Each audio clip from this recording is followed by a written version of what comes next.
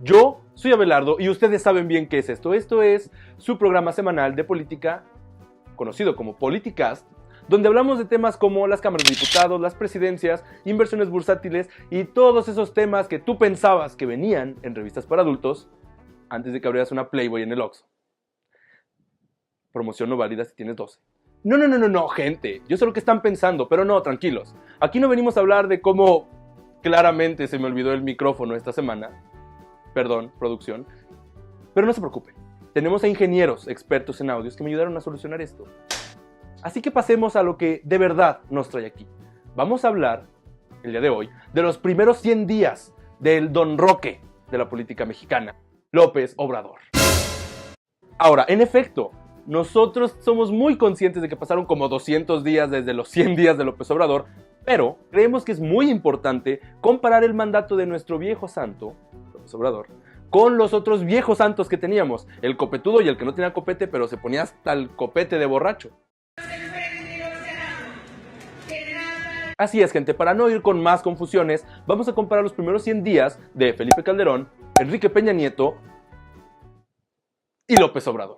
Para iniciar con el análisis, tenemos que ver una cosa, las acciones más importantes de cada uno en los primeros 100 días. La primera acción más importante de Felipe Calderón fue la declaración de la guerra contra el narcotráfico. Él decidió que el narcotráfico era un problema que estaba pactado con el gobierno y ahora que el PAN, en una segunda ocupación del mandato, iba a controlar la seguridad, pensaba que, no sé, podía generar una guerra civil en contra de los narcos.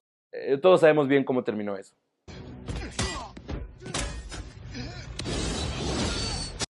Más de 121,000 muertos por el narcotráfico y su guerra, según datos del INEGI.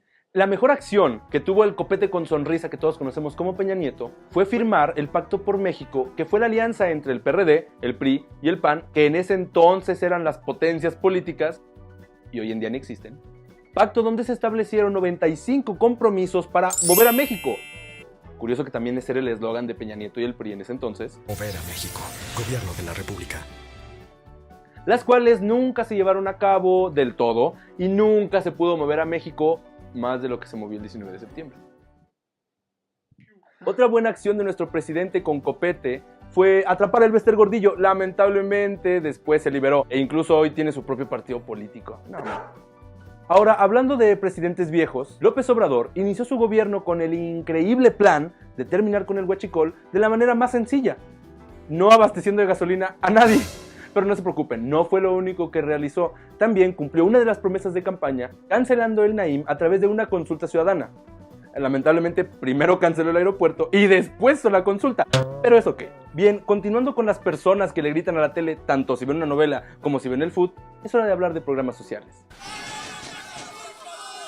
Iniciemos analizando cuál fue la propuesta del señor José sin pelo, Felipe Calderón. Él comenzó con el programa Oportunidades e inició con un seguro para recién nacidos que tenía la esperanza de bajar el índice de mortandad a infantes. Pregúntenle qué tal le fue a Pedro y a su aeroplano. En el sexenio de Peña Nieto, el suegro de México después de Alex Lora, decidió implementar un programa llamado Cruzada Nacional contra el Hambre, que pretendía acabar con la marginación, la pobreza y, obviamente, el hambre de las personas. Este programa social podría sonar a que es básicamente tirarle comida a los pobres, animalitos, si eres de la sexta transformación, pero no, era más grande que eso e incluso pretendía ser más profundo, aunque realmente nunca se aplicó como se esperaba, nunca se aplicó. Y ya. Hoy en día, en el sexenio de El Tío Cosa con Canas, AMLO, la nueva idea es el programa por el bienestar social y el programa de jóvenes construyendo el futuro. Y sí, el bienestar social es básicamente ir a las casas y preguntar, ¿usted está bien? No, pues sí. ¿Está seguro? Pues sí, estoy bien. Ah, bueno. Y por el programa Jóvenes Construyendo el Futuro, no se preocupen. Se trata de un programa de apoyos y becas para los jóvenes que están estudiando o aquellos que no lo están. No es como tú pensabas, un ejército de albañiles. ¡Claro que no! Bob el constructor. ¿Podrán hacerlo? No solo podemos considerar programas sociales para analizar los 100 primeros días de un presidente, también tenemos que analizar a fondo los cambios legislativos que hicieron en ese lapso. Por ejemplo, Calderón hizo un cambio a la Ley General del IMSS, ley que reduce de 5 a 3 años el tiempo de espera y de antigüedad que los desempleados tienen que esperar para así poder acceder a sus ahorros individuales. En el caso de Peña Nieto, decidió legislar para así poder reformar todo lo que tuviera que ver con la educación. Lo que se buscaba era mejorar la calidad de la educación exigiendo más a los docentes, cuando lo que en realidad pasó fue que les quitaron los trabajos a los docentes. No es cierto, no se los quitaron, pero les pusieron examen. Y pregúntenles si querían que les pusieran examen. Ahora, hablando de todo lo que compete a la sexta transformación y a AMLO, ellos optaron por cambiar la Constitución y legislar en favor de una Guardia Nacional. Si ustedes no saben qué es la Guardia Nacional, vayan a nuestro Facebook y revisen la micronoticia que hicimos al respecto. Entonces, hay que entender una cosa, no es siempre importante analizar las reformas o las acciones, es también necesario que pongamos atención en las crisis.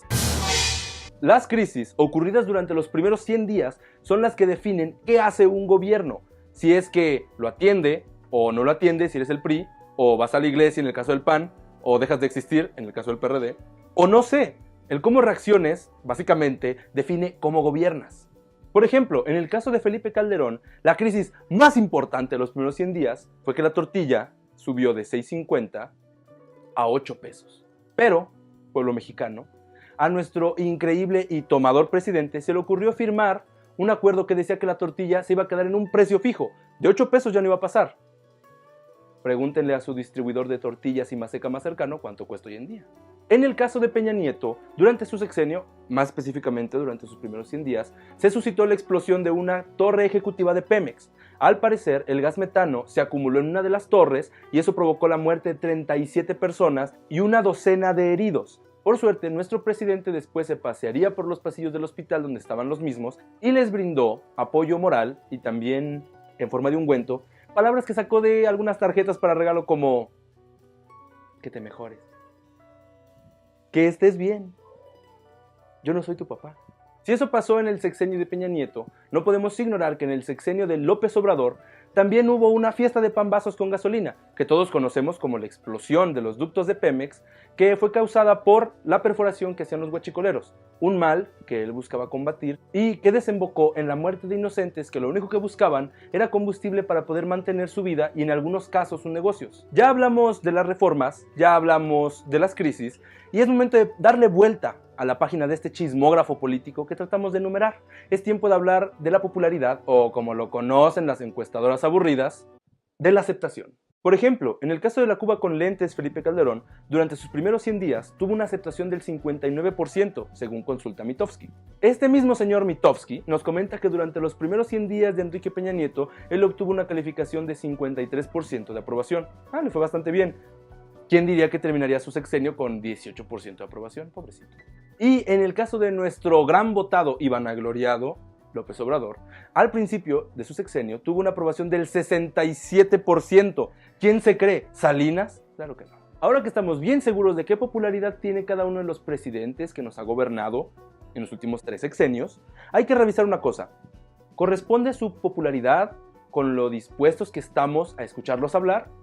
Me canso ganso. Por supuesto que sí. Es tiempo de hablar de las conferencias que dieron los primeros 100 días. En el caso de Calderón, dio 10 conferencias durante los primeros 100 días, entonces estuvo pedo. En el caso de Peña Nieto, no presentó ninguna conferencia, pero sí iba a comidas y presentaciones públicas, y todos lo sabemos. En el caso de López Obrador, presenta una por día, es decir, 100 conferencias. No es cierto. 67 conferencias matutinas. Una mañanera para todos nosotros que votamos por él. De todo esto que hemos platicado, sobre este chismógrafo de qué hizo cada presidente sus primeros 100 días, ¿qué podemos vaticinar? ¿Podemos en serio adivinar qué es lo que va a pasar en el sexenio de López Obrador, viendo quizá cómo terminaron los sexenios de los demás presidentes? Por ejemplo, el sexenio de Calderón terminó siendo básicamente un cementerio, sepultando a los pobres inocentes y a las personas que murieron en medio de su guerra contra el narcotráfico. De Peña Nieto no podemos deducir mucho, al final solo terminó su sexenio rogando que ya lo sacaran, y en el caso de AMLO, terminará siendo un panteón como en el caso de Felipe Calderón, lleno de muertos y lucha contra el narcotráfico, o terminará como Peña Nieto rogando que lo saquen de la silla presidencial y seguramente arrepintiéndose de sus 18 años en campaña. Solo el tiempo lo dirá. Tendremos que esperar a ver cuándo sale de la silla presidencial. Uno nunca sabe, quizás su ley para la revocación de mandato funcione y a los 3 años ya tengamos nuevo presidente. O uno más viejo, si vemos bien su gabinete. Esto fue todo por el el video de esta semana. Esperemos que les haya gustado y que comprendan mejor cómo funcionan los sexenios, viéndolos desde cómo comienzan hasta cómo a veces terminan. No se olviden de visitar nuestras redes sociales como Instagram y Facebook y seguirnos aquí en YouTube. También los invitamos a que le aprieten a esta campanita que está de este lado para que les llegue una notificación cada que subimos nuevo video. Yo soy Abelardo y esto es Politicast. Nos vemos luego. Adiós.